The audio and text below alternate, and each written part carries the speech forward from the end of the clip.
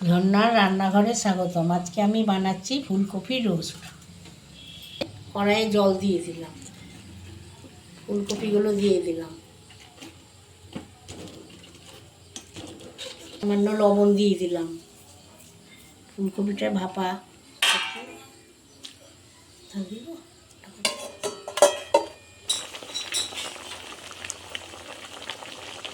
কপিটা ভাপ দিয়ে নিলাম, এবার আমি নামিয়ে নিলাম।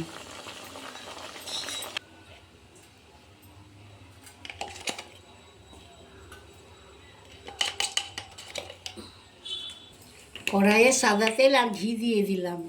এবার কালো জিরা ফোড়ন দিয়ে দিলাম। এবার কপিগুলো ভেজে নিলাম।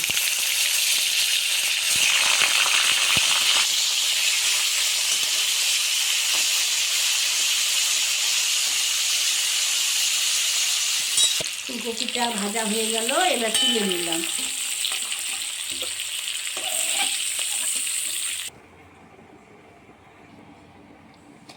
দইটা একটু ঘুঁটে নিলাম।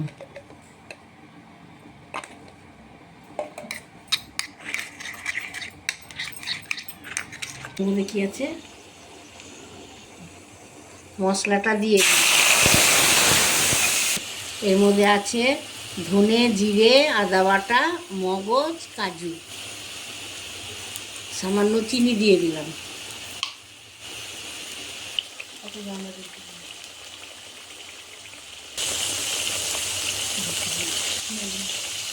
মশলাটায় তেল ছেড়ে গেল, এবার আমি এর মধ্যে দই আর শুকনো লঙ্কার গুঁড়ো দিয়ে দিলাম।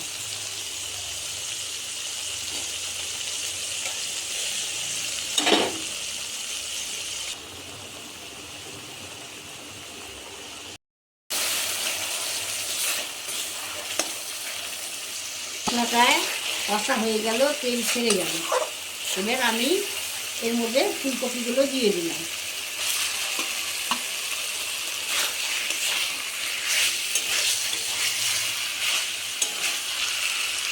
দিয়ে পরিমাণ মতো গরম জল দিয়ে দিলাম। এবার আমি গরম মশলা দিয়ে দিলাম। এবার নামিয়ে নেব।